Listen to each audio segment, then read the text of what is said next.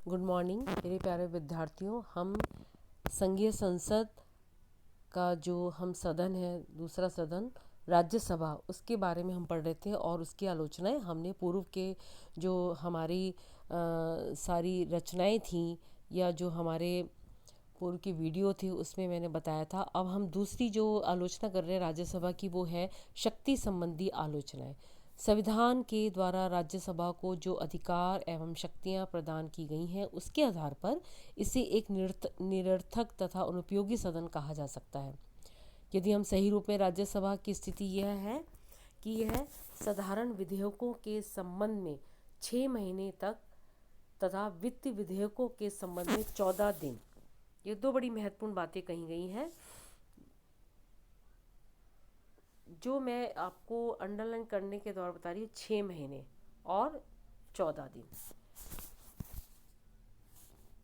की देरी लगा सकते हैं। यह मंत्री परिषद को नाम मात्र के लिए ही प्रभावित कर सकती है, क्योंकि इसे मंत्री परिषद को पदच्युत करने की शक्ति प्राप्त नहीं है और इसके द्वारा जिन अन्य कार्यों को किया जाता है, जैसे राष्ट्रपति उपराष्ट्रपति के निर्वाचन में भाग लेना, राज्य सूची के विषय को राष्ट्रीय महत्व के विषय को घोषित करना या अखिल भारतीय सीमाओं की व्यवस्था के लिए प्रस्ताव पारित करना, उनके संबंध में आलोचकों का कहना है कि यह कार्य संविधान द्वारा स्थापित अन्य किसी भी संस्थाओं या अधिकारियों को सौंपे जा सकते हैं।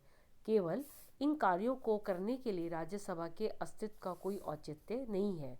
या हम किसकी चर्चा कर रहे हैं बच्चों? शक्ति संबंधी आलोचना किसकी? राज्यसभा की। आगे बढ़े हम। आलोचकों के अनुसार राज्यसभा की समाप्ति से भारतीय संविधान के कार्यकरण पर कोई विपरीत प्रभाव नहीं पड़ेगा। दूसरा, राज्यसभा को वित्तीय और अवित्तीय विधेयकों के संबंध में देर लगाने की जो शक्ति प्राप्त है, वो एक हानिकारक सिद्ध ही हुई है अभी तक, और विशेष परिस्थितियों में बहुत अधिक हानिकारक सिद्ध हो सकती है। तीसरी बात जो शक्ति संबंधी आलोचना की है, वो है कि लोकसभा की कार्यविधि और गठन इस प्रकार का है कि इसके द्वारा कानून निर्माण में ना तो अनावश्यक जल्दबाजी को अपनाया जा सकता है और ना ही निरंकुशता को। अतः हम कह सकते हैं कि लोकसभा पर थोड़ा या अधिक अंकुश रखने के लिए राज्यसभा का कोई भी औचित्य नहीं है। अब हम आगे बढ़े, ये इसकी आलोचना थी। अब ये है, प्रश्न उठता है कि राज्यसभा का औचित्य क्या है? राज्यसभा का औचित्य क्या है? तो उपयुक्त जो हमने आलोचना करी थी, उस आलोचना और कभी कभी लोकसभा और राज्यसभा में जो पारस्परिक विरोध की घटनाओं के बावजूद राज्यसभा का अस्तित्व पर्याप्त उपयोगी और लाभदायक रहा है।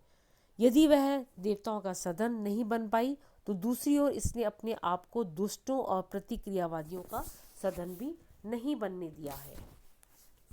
राज्यसभा उन सभी कार्यों को करती रही जो परंपरागत रूप में दूसरे सदन के द्वारा किए जाते हैं, और भारत जैसे विशाल और संघात्मक व्यवस्था वाले देश के लिए संघात्मक व्यवस्थापिका का द्विसदनात्मक होना नितांत स्वाभाविक और आवश्यक है। सामान्यतः राज्यसभा का कार्यकरण सफल रहा है और इसके अस्तित्व के औचित्य पे कोई संदेह नहीं किया जा सकता। यहाँ पर प्रोफेसर जितेंद्र रंजन ने इस संबंध में लिखा है कि यह ना तो अमेरिकी सीनेट की भांति शक्तिशाली है और ना ही ब्रिटिश लॉर्ड सभा या फ्रांस के चतुर्थ गणतंत्र की गणतंत्रीय परिषद की भांति दुर्बल है। जापान के संविधान द्वारा स्थापित व्यवस्था की तरह दूसरे सदन की वीटो पावर को हमारे संविधान में स्वीकार नहीं किया गया।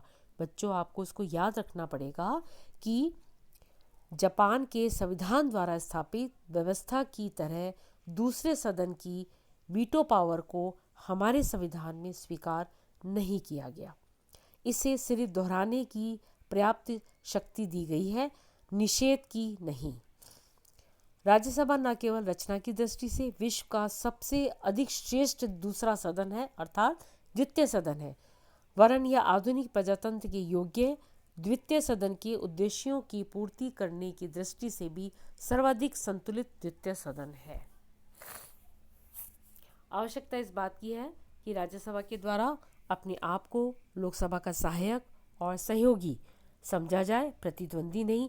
इसलिए पंडित नेहरू ने 6 मई 1953 को राज्यसभा में बिल्कुल ठीक कहा था कि दोनों सदनों के द्वारा परस्पर सहयोग के आधार पर कार्य किया जाना चाहिए, क्योंकि इन दोनों में से एक नहीं वरन दोनों एक साथ मिलकर ही भारत की संसद का निर्माण करते हैं और भारतीय संसद के रूप में जाने जाते हैं। तो इस प्रकार से हमारा जो लोकसभा का प्रथम चरण है, यानी संसद का जो दूसरा सदन है, वो यहाँ पे हम ख़त्म करते हैं। और हम जब क्लास लेंगे तो उसमें हम हाउस ऑफ पीपल यानी लोकसभा के बारे में अध्ययन करेंगे।